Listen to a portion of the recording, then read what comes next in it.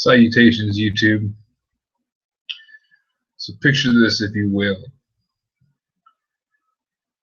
The floor beneath you begins to tremble as the mechanism slowly whirs to life. The sound of gears engaging and chains ringing emits from under your foot, which is firmly planted on a pressure plate. Blades swing up like scissors from the floor, and fire erupts randomly from points on the wall and long, thin gouts, and large circular plates begin to spin, much like the one you are standing on, making it difficult to avoid the swinging pendulums of maces whipping back and forth. Then you see it in the middle of the room, atop a high podium, a lever, hope. So this is Heath coming at you from Gotham, and today I want to talk about traps. What is a trap exactly? Well, a trap can be various things, from the utterly simple stick and leaf covered pit to a complex gauntlet like what I described moments ago. Now, I'm fairly fond of a good trap. There are a few reasons as to why. They are a way to engage your players in a potential life or death or just fairly damaging situation without involving massive beasts or huge swarms. So that in and of itself is a good reason to use some traps.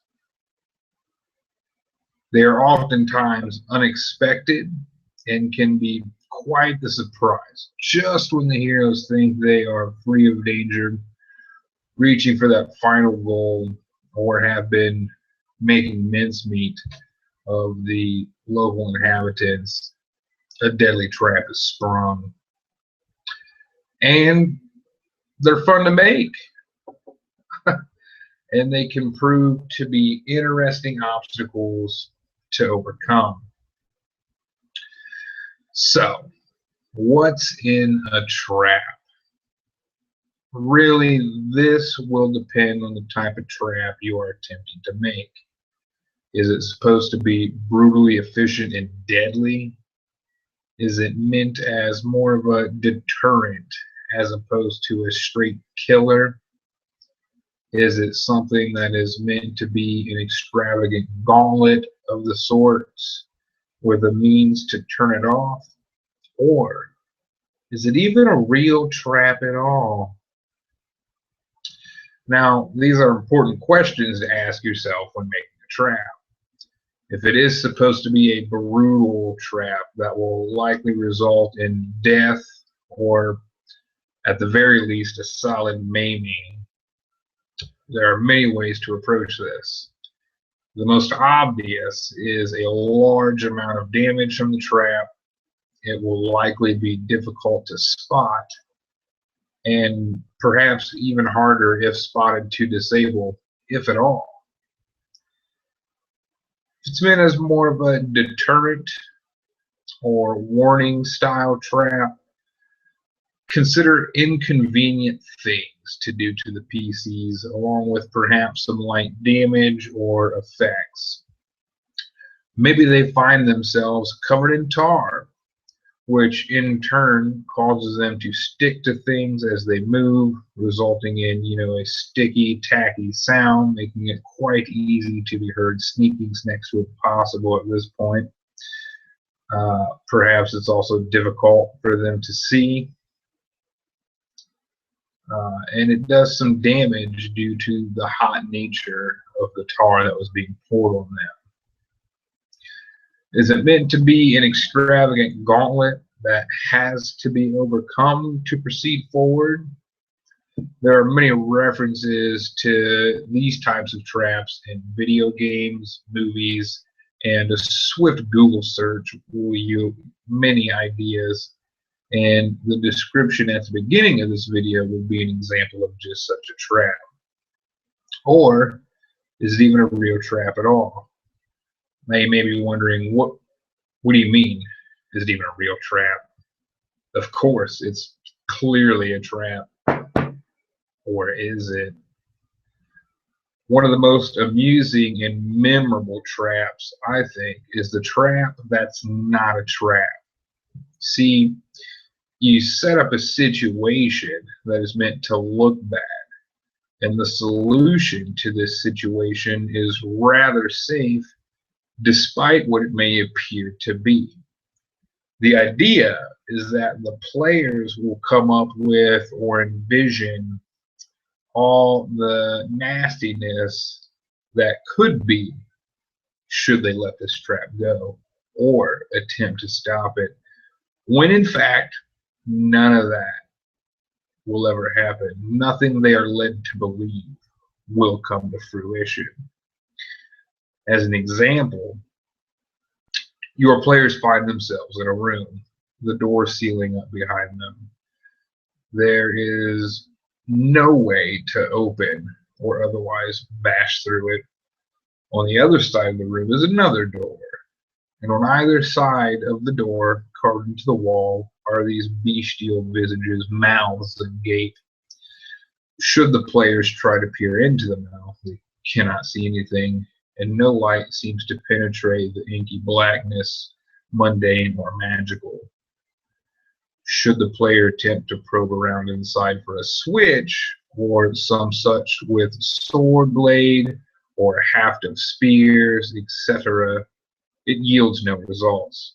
However, when they retract their weapons, the blade or haft is pitted and scarred as if ate away by acid. Now, what your players don't know is that should they simply stick their arm in, nothing will happen.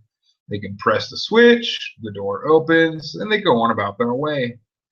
However, they will likely see their corroded blades and be quite apprehensive about simply sticking their arm in. If it did that to wood and metal, surely it would just dissolve or mangle an arm in moments.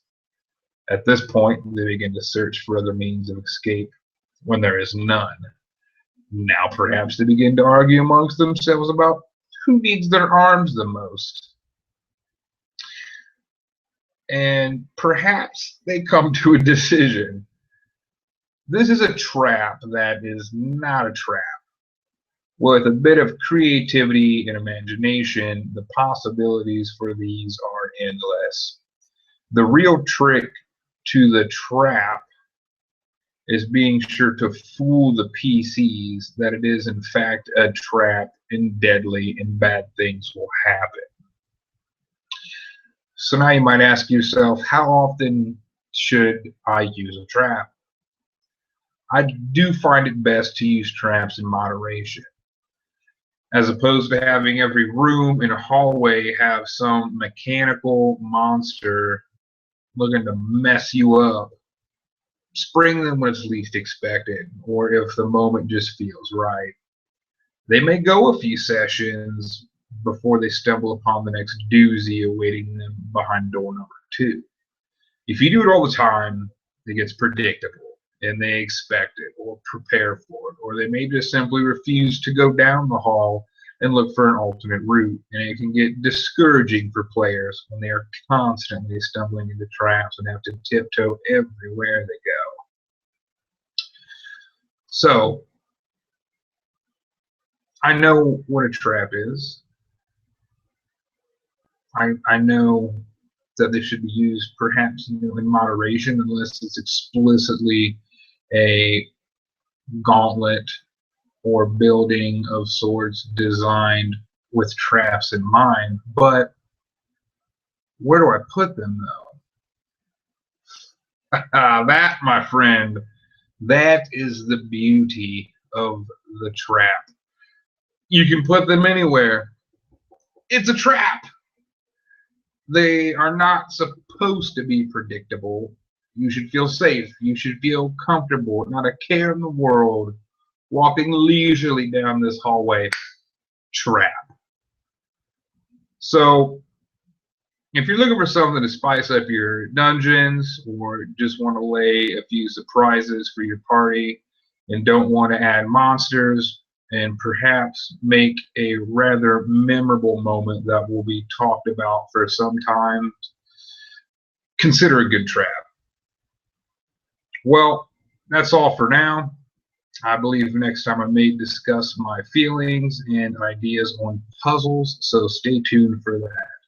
I hope you guys found this helpful, informative, or at the very least entertaining to some degree. This has been Evil Lawmaker, aka Bruce Wayne, coming at you from Gotham. Take care, folks.